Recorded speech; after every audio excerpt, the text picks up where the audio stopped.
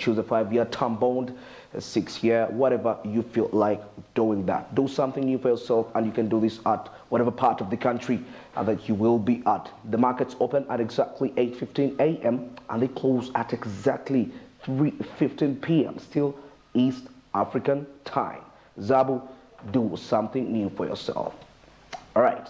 Now, away from that, now let's get straight to the coffee court regarding the discussion of the Uganda Microfinance Regulatory Authority on SACCOs.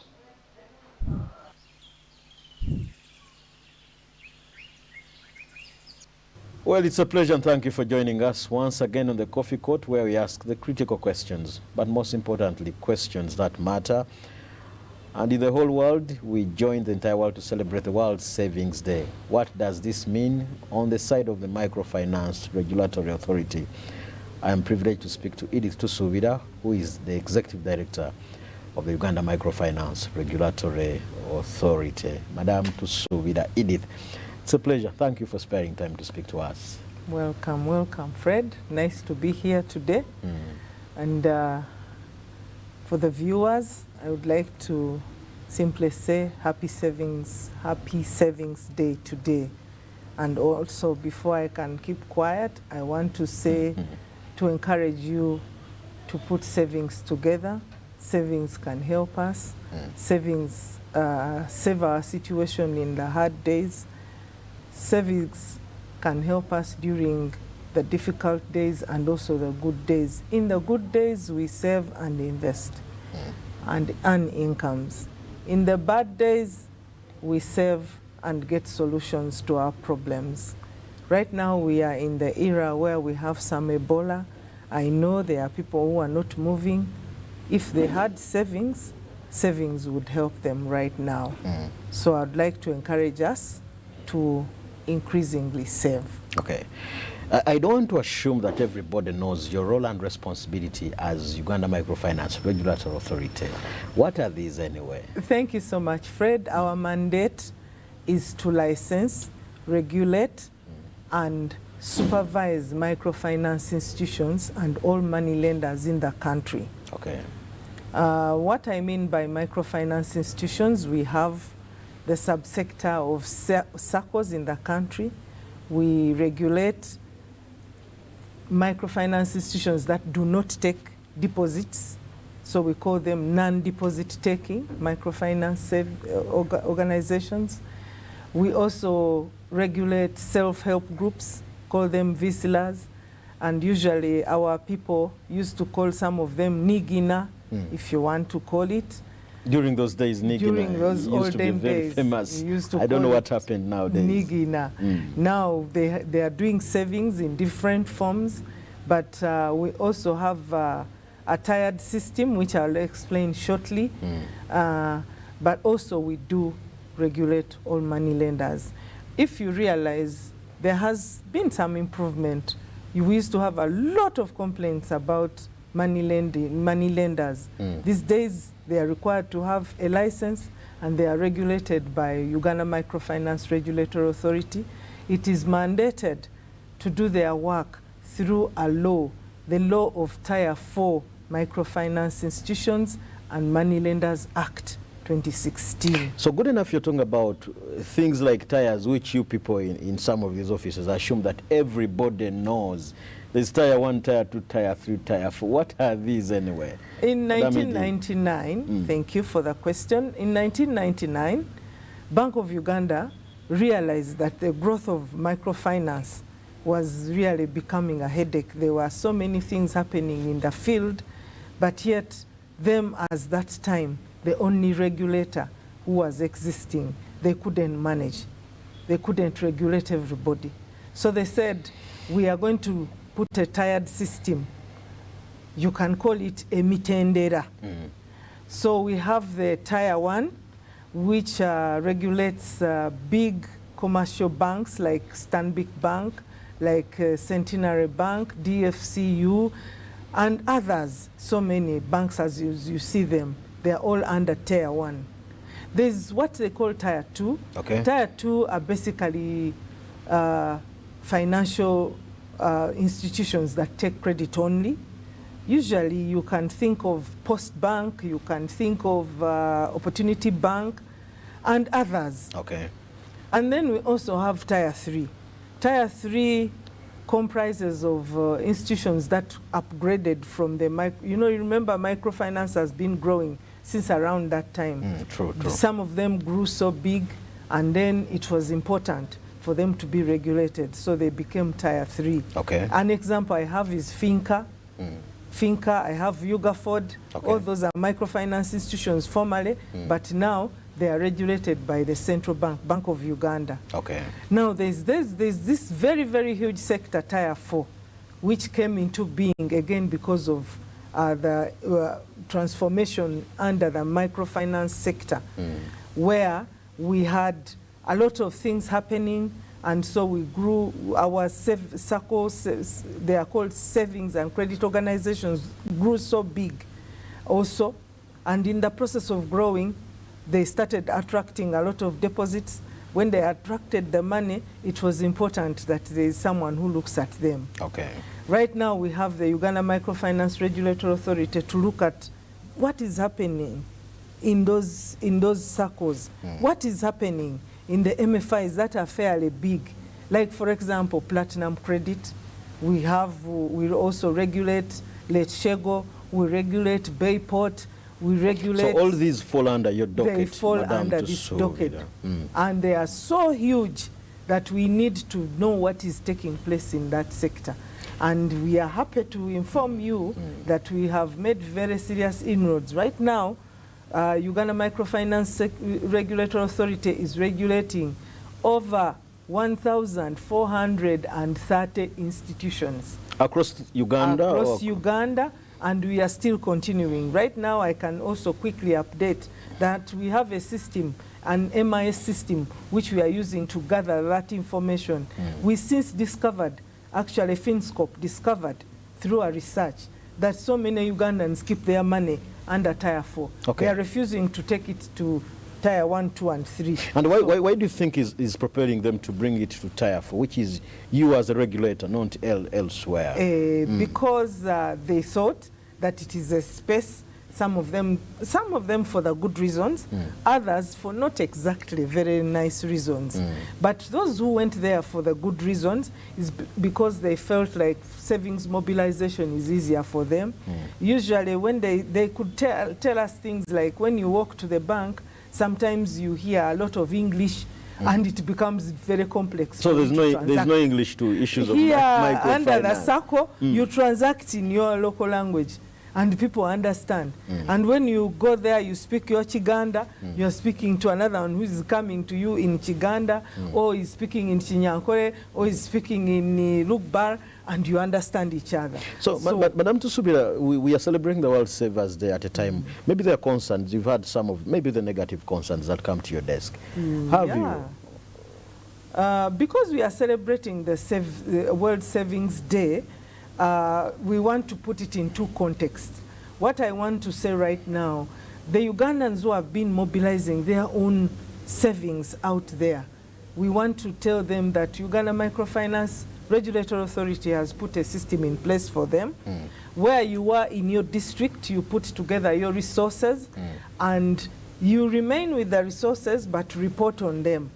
We have guidelines right now which are going to start working January 2023, and these self-help group guidelines will help you even if you don't go to report in a bank and put your savings. At least we shall know by a district registry, which district registry are mandated to report to UMRA how you have put your mobilize your savings together.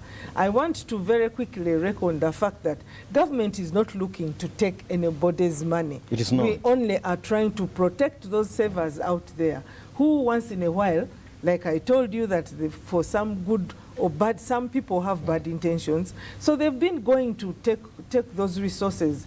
They hoodwink some other Ugandans out there who put their resources together. So we are interested in knowing what happened, so you can, in that process, report a problem. So do you have a system that monitors? Because you said you deal with the fellow colleague, Yes. whom you speak the same language. Yes. So how are you as UMRA in position to monitor and be satisfied that the finances have actually gone to the right For as person. long as Ugandans will follow those guidelines, like we are mentioning, that the guidelines are in place, follow them, respect, and go and report to the commercial development commercial officers, district commercial officers out there in the district, and you put your record there, and the record is translated to UMRA.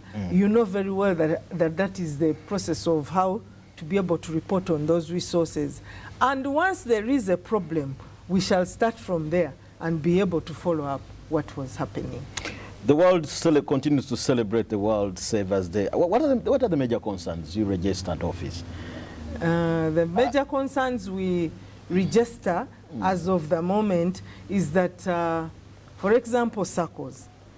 The system of SACCO reporting has been a bit weak, whereby we have been finding the committees that come together to when committees come together to mobilize resources or funds from the fellow members in the SACCO.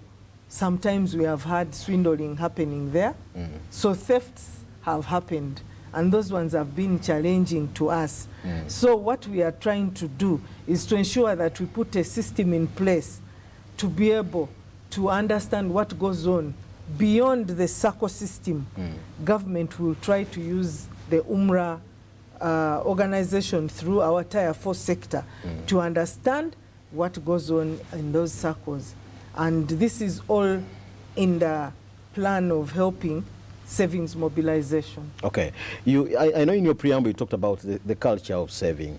COVID-19 has not only affected the other sector, but I know it has also partly negatively contributed to the percentage under which people save. Yes. Has it crippled you in any way? Yes, all of us were significantly affected by Tier 4, by the COVID-19.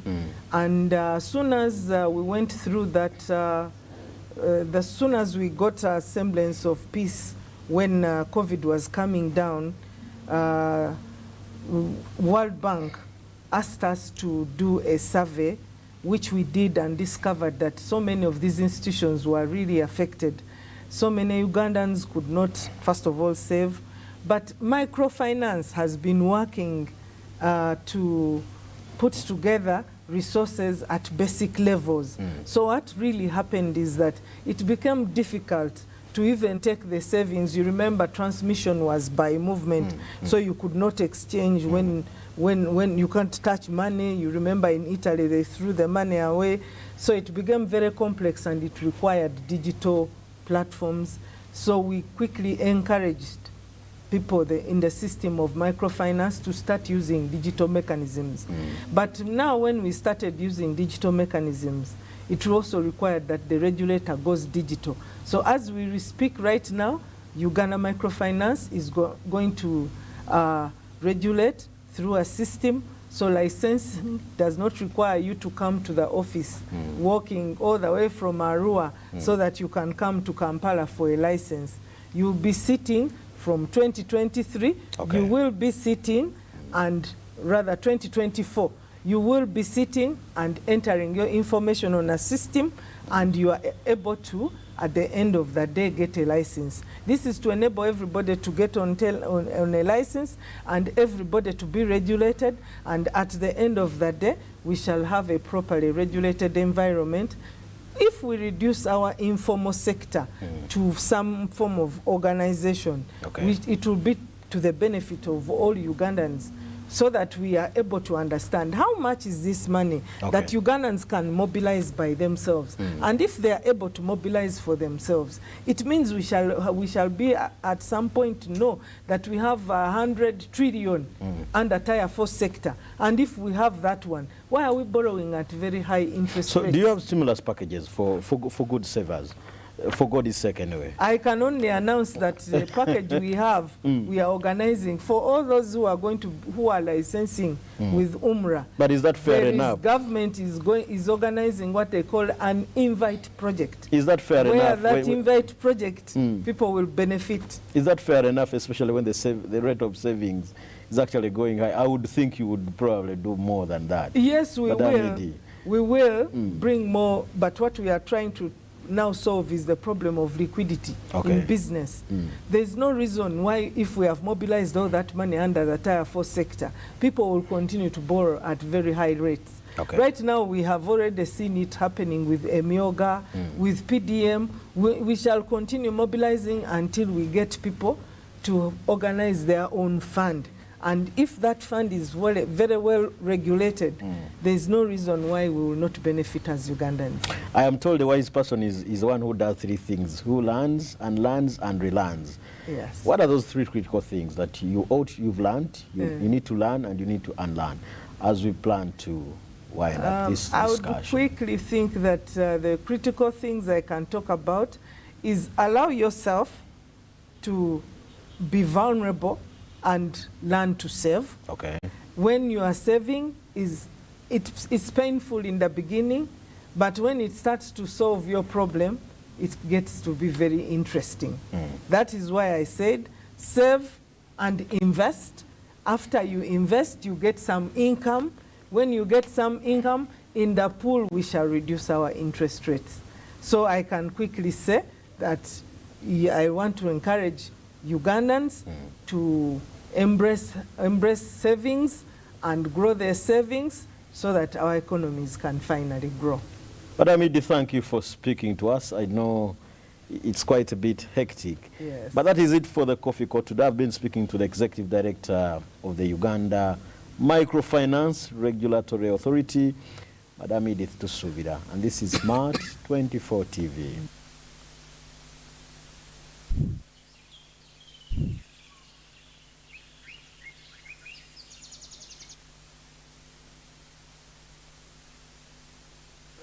That was a very interesting insight regarding the Uganda Microfinance Regulatory Authority, and of course, being a regulatory body for the SACCOs in Uganda. And of course, it takes some of the SACCOs, and some SACCOs are under certain regulations.